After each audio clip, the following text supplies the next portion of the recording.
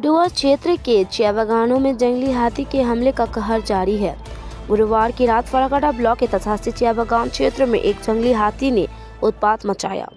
जानकारी के अनुसार हाथी ने इलाके में प्रवेश किया और 7 घरों को क्षतिग्रस्त कर दिया। क्षति के अलावा घरों में सामग्री भोजन जैसे आटा और चावल भी खा लिया।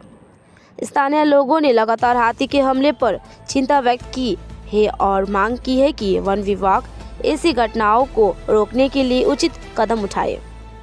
श्री मेघनाथ माझी आमार नाम, आमी बसिंदा तासाटी टी गार्डन बड़ो लाइन।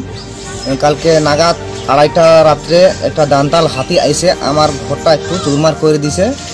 बेटार भाग्य भालो कपाल भालो जे उनी एकटू पालातन करे आमार माने बागान क्वार्टार बाड़ीते ढुकलो।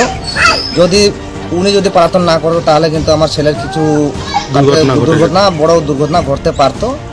এই ঘরেই শুয়েছিল, এই ঘরেই ছিল। তারপরে ওর মোবাইল একটু ভাঙচুর হয়েছে আর এই যে আমার যে বেড়া ছিল নিজে বানানো ঘর এটা আর কি একটু ক্ষতিগ্রস্ত হয়েছে।